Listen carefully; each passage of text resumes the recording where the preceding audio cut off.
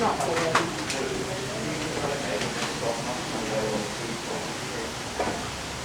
are fermented right in the because it takes a lot of energy to go from the metamorphosis to deconstruct its own body and then reconstruct itself into a butterfly. In fact, to give you a rough idea of how much energy it takes, the butterfly that comes out is about half the weight that the caterpillar was when it went into the metamorphosis stage, into the pupa stage. So you'll see 4 of these feeding stations around the aviary, and at each of the feeding stations we have different food plots. Because most species choose a specific plant that their caterpillar will hatch onto and then feed on. We go through something like 5 kilograms of food plant a day, because in the laboratory we've got something between 2,500 and 3,000 caterpillars eating and eating and eating. If you follow me around the corner, I'll see if I can find some eggs for you. There's another feeding station just over here.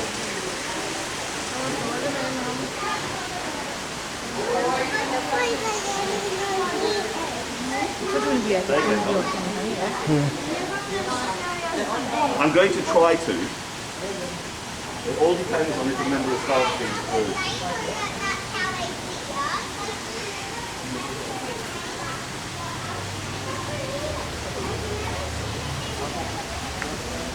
Yeah, I've got some eggs. Yeah, you got it, Lucy. You see how small those eggs are? Don't touch. That's a caterpillar waiting to hatch in each of those. And notice how generally, most species, they lay the eggs individually. They don't lay clusters of eggs. And she could lay, depending on the species once again, she could lay several hundred eggs in her lifetime. She only mates once. The male can mate as many times as it likes to. So, in the wild, about 1% of eggs make it through to a butterfly. That's the male Cairns birdwing over there, second largest butterfly in Australia. The largest being a female. I'll see if I can point one out to you later. I'll keep my eye out. So our biggest predator for eggs is the ant. The ant eats the eggs, we don't get butterflies. So every hour and a half, a member of staff comes through the aviary, goes to each of the feeding stations and collects the eggs. And then we store those overnight. Partly because of ants. That's why these are in moats of water as well, these plants. It's to keep the ants away. But there is another pest, and it's a microscopic parasitic wasp. The wasp is so small we can't see it with our naked eye. It's called the trichogramma wasp. In fact, it's so small you can get about 4 or 5 of them on a pin, at the head of a pin. That's how small they are. And because they're so small, they can get through this mesh. They lay their egg inside the caterpillar egg. Long story short, you end up with a wasp, not a caterpillar. So that's another reason why we go around every hour and a half and we actually collect the eggs and store them overnight. We do have a wishing well over here if you're interested in getting rid of some coins. All of the proceeds go to our cancer wellness centre in Cairns. Otherwise, follow me through to the caterpillarium just around the corner. You see those tiny scales from before on the butterfly? They look like dust to us, but they're actually eggs. Those small. They're actually they're the scales off the wings of our Cairns, a male Cairns birdwing. Okay. So if you've still got your own fingers from when you touch the wings, you could do the same if you want to. Okay. They actually help each other find food. And when they get tired, they line up next to each other, almost in military fashion, to protect each other. Whereas this one should be the Cairns birdwing. If they run out of food, plants, they go cannibalistic. They'll actually eat each other. So it does they do differ between species. I think there's one just here. There we go. Yeah. Hello. You're going to come out. There we go. Who'd like to hold a caterpillar? Would you? Those spikes are actually really soft. They're almost like false spikes. Spiky? Yes. Now, caterpillars and butterflies use orange, yellow and red as warning colours. Spikies? They're basically saying, stay away from me, I'm poisonous. Oh, wow. Possibly even painful, depending on the species. What did you say, darling? Is that what's really nice? And is he actually really spiky? No, Yeah, they're not harmful though. They're actually really nice to stroke. They're not ouchy. Yeah, so they're not going to cause you any pain or anything. But they look as if they might. And that's a defense. Behind me in the lab there are something like 2,500 to 3,000 caterpillars munching away.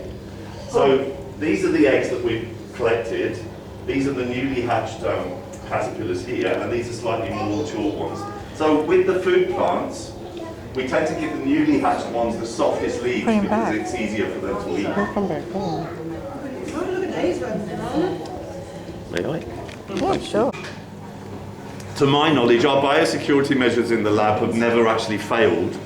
But if anything ever did happen in the main aviary, if you look out of this window, we've got a spare aviary, just in case anything were to happen in the main part. So this is breeding stock, as is the stock in the aviary as well. Sorry? I think I This one, No, I'm just here, going I'm to not get the allowed to shadow take off this one out for the glare biosecurity of reasons. gloves.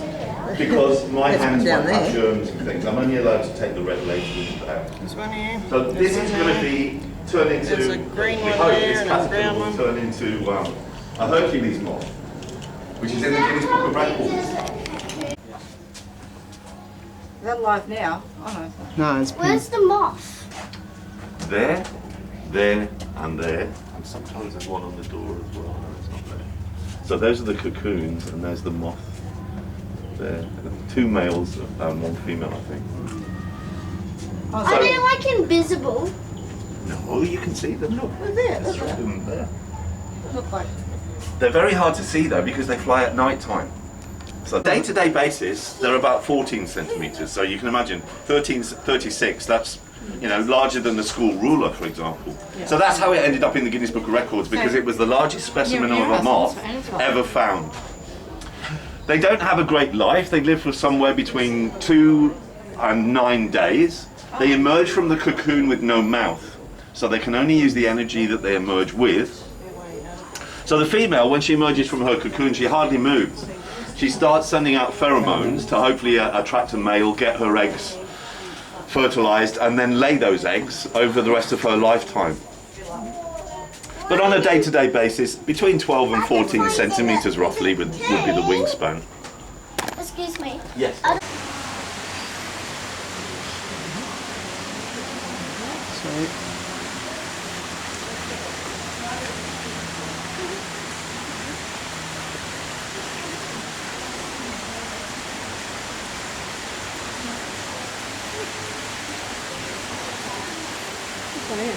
That'd be pumped, wouldn't it? Be pumped up, be pumped water.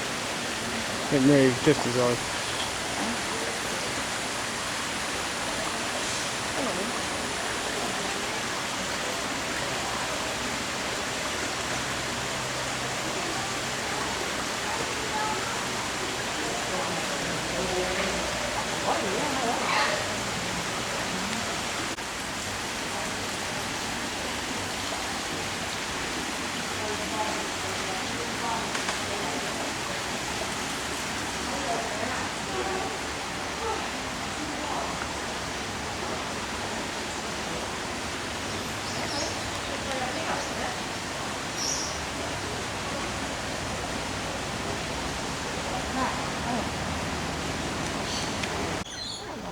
Huckleberry garden.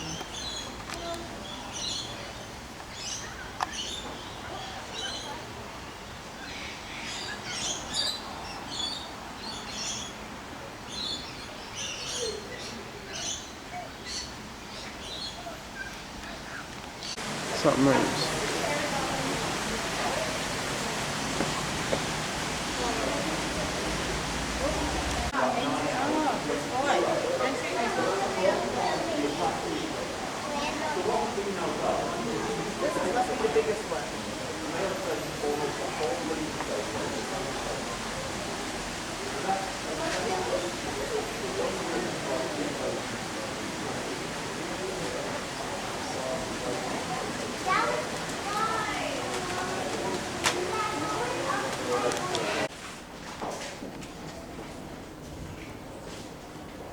Gente, eu vi um vídeo desse, acho que é um morro.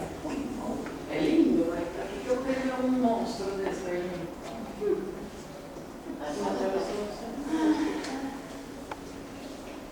Nossa, olha essa. Santury.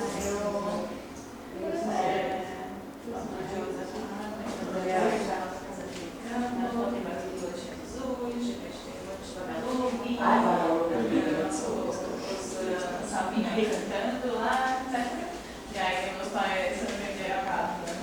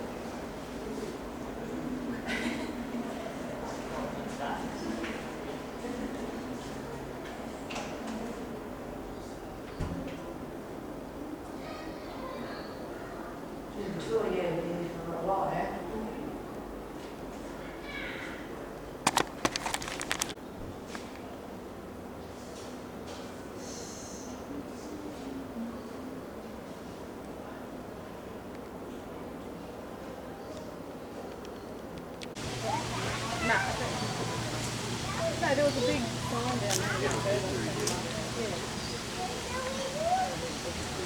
Very nice. What is this? What do you think it is? A baseball ship? It's not a rocket ship? No, it's an airplane. That is a rocket.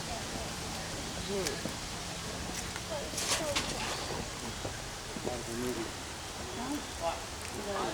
where is the ship, Mommy?